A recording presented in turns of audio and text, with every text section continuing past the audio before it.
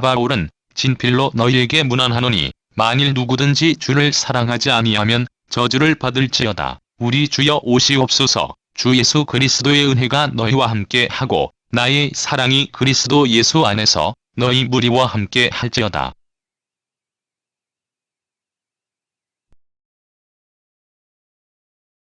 언제나 기쁨과 감사로 여기며 우리 주 예수 그리스도의 은혜와 사랑이 항상 우리와 함께 하길 기도합니다. 오늘은 우리는 성경 속에서 하나님의 일꾼들에 대한 이야기를 드리려고 합니다. 고린도전서 16장에서 바울의 편지를 통해 우리는 서로 다른 선교사들이 어떻게 하나님의 나라를 위해 협력하는지에 대해 배울 것입니다. 이것은 우리에게 현대적인 교회와 믿음 공동체에도 중요한 교훈을 제공합니다. 그러므로 함께 고린도전서 16장을 통해 하나님의 말씀을 탐구하고 하나님의 일에 참여하는 방법에 대해 고민해 보도록 하겠습니다. 고린도전서 16장 21절은 아볼로와 바울에 대한 문맥을 제공합니다. 여기서 우리는 서로 다른 선교사들이 있음을 알 수 있습니다. 아볼로는 유능한 교사이며 바울은 열정적인 전도자입니다. 이들은 서로 다른 선교 방식과 성품을 가지고 있지만 하나님의 나라를 위해 일하기 위해 함께 협력합니다. 우리는 이를 통해 각자의 독특한 선교적 기질을 인정하고 그것을 하나님의 일에 활용해야 함을 배울 수 있습니다. 오늘 본문을 통하여 바울은 교회를 복음 전도를 위한 네트워크로 생각하고 있음을 알 수 있는데, 바울은 신앙 공동체에 속해서 신앙생활을 영위해 나간다는 것은 수고로움과 희생과 고난이 수반될 수밖에 없음을 그의 서신서를 통해 알려주고 있습니다. 이렇게 때로는 신자가 신앙 공동체를 위해서 위험을 각오해야만 하고 희생을 감수해야만 하는 상황이 초래될 수도 있으나, 그럼에도 신앙 공동체가 귀중하고 복된 이유는 그런 노력을 통해서 복음이 전파되어지고 하나님의 나라가 확장되어지기 때문이며, 이런 사역을 위해서 신앙 공동체에 속하여 활동하였던 모든 신자에게는 마지막 때에 큰 위로와 보상이 기다리고 있음을 알기 때문입니다. 한 요리사가 다양한 재료를 사용하여 맛있는 요리를 만들려는 것을 상상해 봅시다. 각 재료는 고유한 맛과 특성을 가지고 있지만 이들이 조화롭게 섞이고 조리됨으로써 최상의 요리가 탄생합니다.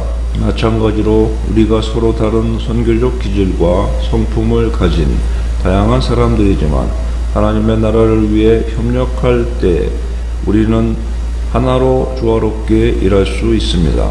고린도전서 16장 22절에서 바울은 만일 누가 주를 사랑하지 않는다면 그는 저주를 받을지어다 라고 말합니다. 이것은 믿음의 공동체 내에서 협력과 화합의 중요성을 강조합니다. 하나님의 일을 위해 우리는 서로를 사랑하고 지원해야 합니다.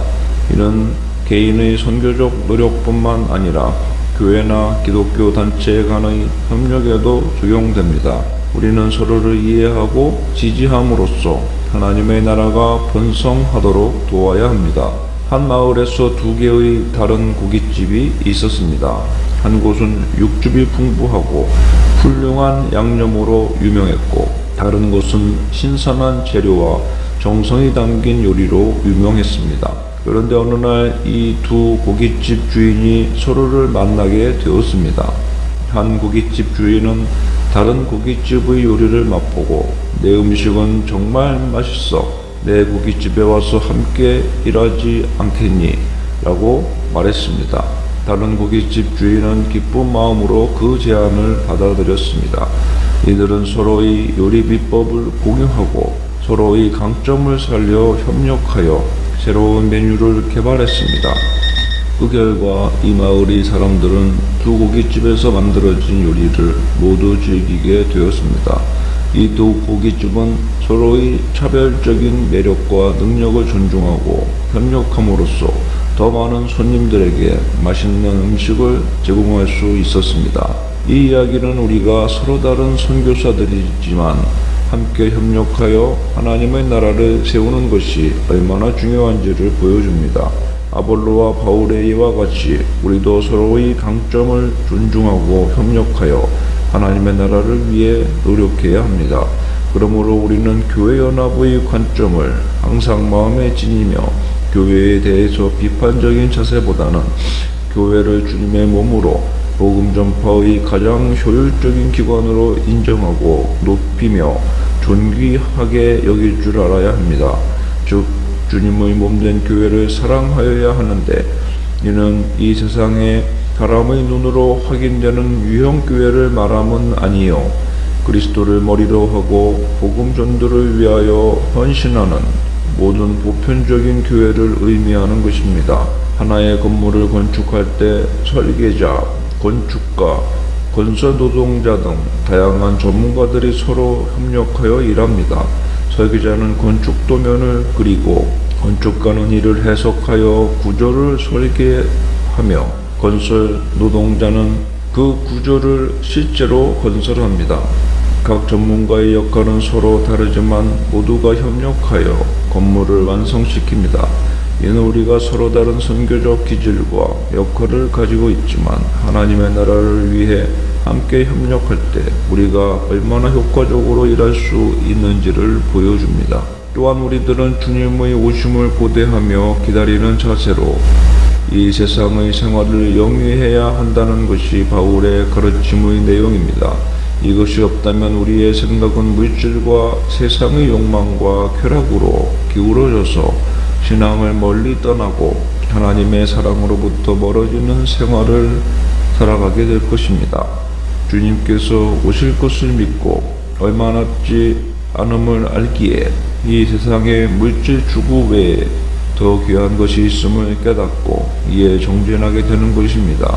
쾌락보다 진정한 기쁨이 무엇인지를 경험하였고 알고 사모하기에 우리는 주님을 위한 수고로움과 희생을 감수할 수가 있는 것입니다. 그러므로 우리는 과거의 우리 신앙의 선조들의 신앙생활의 태도를 본받아서 주님 오시기를 생생하게 사모하는 신앙을 견지하여야 할 것입니다. 과거 손양원 목사님은 그날 날씨가 좀 흐리기라도 하면 주님께서 하늘로부터 강림하시려나 하고 하늘을 유심히 바라보았다는 기록이 남아있는데 얼마나 그분이 주님이 오시기를 간절히 고대하며 이 세상의 것들로 희망을 삼지 않고 영생을 사모하였던가 하는 것을 알 수 있게 하는 글입니다. 마지막으로 서로 사랑하라고 바울은 가르치고 있는데 우리는 영적인 훈련을 통해서 서로를 사랑하는 훈련을 해 나가야 함을 알 수 있습니다. 사랑하는 것도 훈련이 필요하고 연습이 필요한 것입니다. 그리스도의 조건 없는 사랑을 우리들이 결코 인위적으로 자의적으로 감당하고 실천할 수 있는 영역이 아니라는 사실을 우리 모두가 너무나도 현실적으로 경험적으로 잘 알고 있기에 성령으로 감화된 마음으로 주님의 복음의 말씀을 마음에 간직한 채 사랑을 실천하는 생활을 훈련하여야 하는 것입니다. 이를 통하여 전해지는 것은 복음이며 확장되어지는 것은 나 자신의 유익이 아닌 주님의 영광, 하나님 나라의 영광스러운 확장인 줄로 믿으시기 바랍니다. 마지막 때 천국과 영생이 있음을 알기에 우리는 이러한 그리스도의 군병으로서의 삶을 오늘도 충실히 살아가야 함을 믿으시기 바랍니다. 이 설교에서 실제 삶에 적용할 수 있는 교훈은 다음과 같습니다. 서로 다른 선교사들의 역할과 성품을 인정하고 존중하는 것이 중요하다는 것입니다. 우리는 각자의 독특한 선교적 기질과 역할을 가지고 있으며 이를 서로 존중하고 협력함으로써 더 큰 성과를 이룰 수 있습니다. 또한 믿음 공동체 내에서 협력과 화합은 중요합니다. 서로를 이해하고 지지하는 과정을 통해 더 나은 관계를 형성하고 함께 더 큰 일을 이룰 수 있습니다. 하나님의 나라를 위해 우리는 함께 협력하고 서로를 지지하는 커뮤니티가 되어야 합니다. 우리는 하나님의 인도 아래에서 협력하고 봉사해야 합니다. 하나님의 뜻을 따르며 서로를 사랑하고 지지함으로써 하나님의 나라를 세우는 일에 참여해야 합니다. 우리의 믿음을 굳건히 세우고 하나님의 인도에 따라 나아가야 합니다.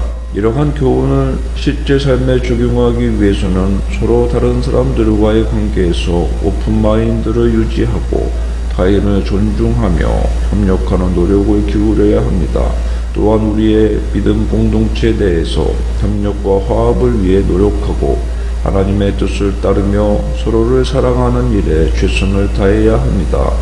이를 통해 우리는 하나님의 나라를 위해 더 큰 영향력을 발휘하고 더욱 풍성한 삶을 살아갈 수 있을 것입니다. 그런데 위의 교훈들을 삶에 적용하기 어렵게 만드는 몇 가지 요인들이 있습니다. 먼저 편견과 선입견입니다. 우리는 종종 다른 사람들을 이해하지 않고 편견을 갖기 쉽습니다. 이는 서로 다른 선교사들의 역할을 인정하고 존중하는 데 어려움을 초래할 수 있습니다. 두 번째, 자아중심적 태도입니다. 우리가 자아중심적이고 자기만의 이익을 우선시하는 태도를 가질 때 협력과 화합을 위한 노력이 떨어질 수 있습니다. 이는 서로를 이해하고 지지하는 과정을 방해하고 믿음 공동체 내에서 갈등을 초래할 수 있습니다. 셋째, 의사소통의 부족입니다. 효과적인 의사소통이 부족하면 서로 다른 선교사들 간의 협력이 어려워질 수 있습니다. 의사소통의 부족은 오해와 분노를 초래하고 이로 인해 갈등과 혼란을 유발할 수 있습니다. 다음은 자기중심적 욕구입니다. 우리의 자아중심적 욕구와 욕심은 협력과 화합을 위한 노력을 방해할 수 있습니다. 자기중심적 욕구는 우리의 관계를 부서지게 하고 믿음 공동체 내에서 업무의 원활한 진행을 방해할 수 있습니다. 다음 불확실성과 두려움입니다. 불확실성과 두려움은 다른 사람들과의 관계를 맺고 협력하는 데 어려움을 초래할 수 있습니다. 불확실성과 두려움은 자신의 역할과 능력을 믿지 못하게 만들고 이로 인해 협력의 기회를 놓치게 할 수 있습니다. 이러한 요인들을 이해하고 극복하기 위해서는 개인적인 성장과 함께 노력